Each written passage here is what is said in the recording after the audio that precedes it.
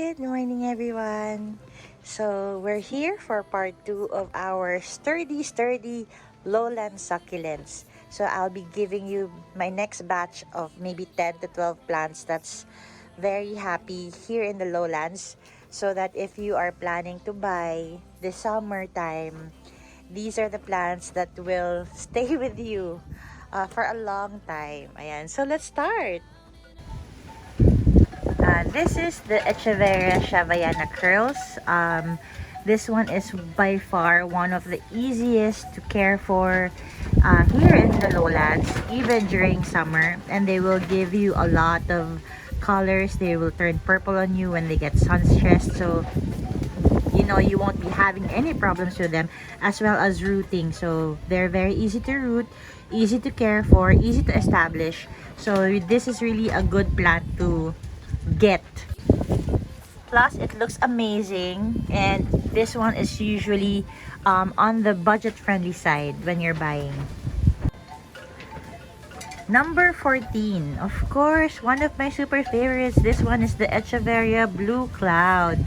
This guy used to be, well, this girl used to be a single head, and then it started giving me a lot of pops. So I have 1, 2, 3, 4, 5. This one actually started to pop out of the stem. This one used to be the main stem, and it just grew longer and longer. This one is the main head, and it just decided to pop out from here. There. Number 15. Again, you know, I can't stop saying my favorite, but this is still my favorite. This one is the Echeveria raindrops. There. And they love the full sun. Actually, if you want the warts to be more prominent, what you have to do is just really put them in a lot of sunlight. So if you can give them full filtered sunlight, that is the best sunlight for them. There, look at that. So pretty. They're so easy to root. This one you can establish them within a month. Roots pretty much, you know, just pops out. As you can see there, look at that. This one has been with me for around a month, almost 2 months, and you can see how established they are. The leaves are very plump there, and the root system is amazing. So this one will not give you a hard time when you're trying to establish them. So please do consider getting one for yourself. Number 16. I want to show you guys what my first original succulent. 3 years ago, I got this October 2019. This one is the Sedavaria Super Brow. There. This one used to be a single stem, but has grown so many more pops and so many more stems. I think this is the original stem. There we go. This one or this one. This one has lasted such a long time. Some of them I propagated. Some of them actually just fell out. There, you can see. So this one has come a long way with me. There.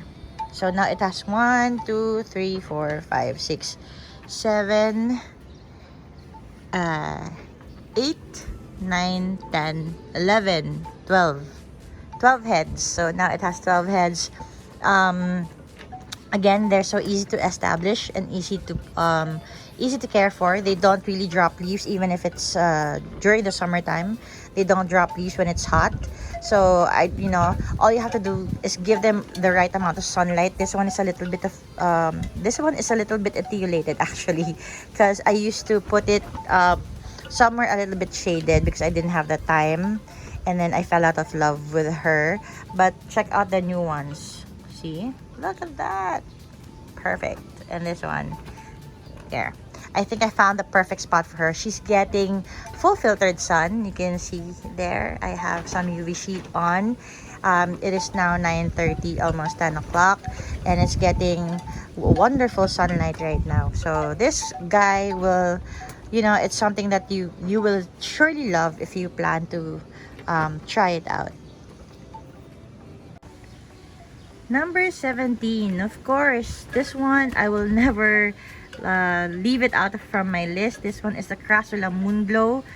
But again, this one will come with a warning because it's a Crassula, and moonglows are relatively really slow growers, so it will take a lot of time for them to grow. They're also prone to rust fungus. This one got rust fungus during the rainy season but was able to overcome that, and this one actually our new growth. This one has been with me for more than 2 years already. It will sleep for a while during summer because they don't like the heat, so I just put them in a shaded spot, bright shaded spot. That's the reason why it's a little bit etiolated here and here, because they tend to, you know, have gaps when they don't get enough sunlight. But if you can find the right sunlight for them, you can get them compact in their compact form. But they're very slow growers, so this one, it's not newbie friendly, but if you're already collecting and you know a little bit more about succulents, then this one is a really good plant to have. Number 18, of course, I will never miss the Echeveria sang A. I love this plant to bits. Again, this is one of my originals. This one I got more or less December 2018. This one is my first sang A, and it has grown and, you know, got thin, and then hopefully now it's getting fat again and growing new leaves again. You know, this plant is very resilient. It's such a forgiving plant. If you don't water it for a long time, it will survive. It can also deal with a lot of rain, given that you have a good soil mix under her. So she will, you know, she's not a finicky plant to have. Number 19, of course, I won't forget about the Kalanchoe, Fuzzy Wuzzies, Panda, Black Tie, Cinnamon, and all of those wonderful Kalanchoes. They are such a wonderful plant to have here in the lowlands. They don't ask for much. So this plant is a, well, you can take this for granted plant. It's a plant that you can take for granted actually. Like this one etiolated because I placed it on the 3rd shelf and I totally forgot about it, so it received low light, and then now I decided to put her here on top of the shelf because she has more room, and now she's giving me those beautiful colors here. So the more light they have, the more pronounced what do you call this, edge they will have, and the color will be much better. Like this one is dull brown, but this one, look at that, it's such a beautiful brown maroonish color there. Number 19, of course, we won't forget Mr. Fred Ives right here. This is one of my staple plants to have, and they are such an amazing plant to have. You know, they're widely overlooked here in the Philippines because they're just, you know, there, and it's cheap, and it's just 20 pesos, 25 pesos. But please don't overlook them because they can give you such a beautiful purple color. They have this beautiful form, and they get really big if given the right care. There, let me show you my potted Fred Ives. This one is under a tree, but my tree is actually bald. So it's not getting a lot of shade, but this one gets full sunlight. Number 20, let's not forget flapjack. Flapjack is perhaps one of my favorite plants to have, especially during summer, because they give out that beautiful red color when they're heat stressed. So they are definitely one of my must-buy plants this 2022.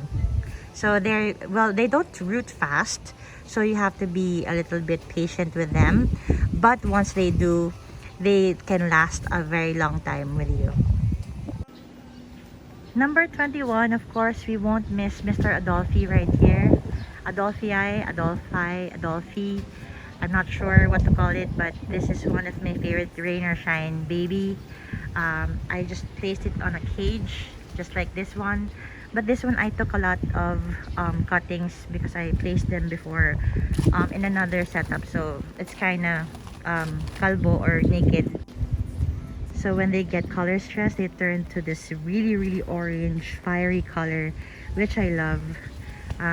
So yeah, this is definitely one of one of the plants, one of the succulents that I really love. I actually have a lot more plants to show you, but yeah, maybe we could do a part 3, and maybe this one we could include cacti and agaves and euphorbias that can last here in the lowlands. But for now, let's stick with soft succulents on our list, and then we can just do a part 3 for the cacti and the agave or the euphorbias or the stapelias, no? So thank you for watching, everyone, and always choose to be kind, and I'll see you guys on the next video. Bye.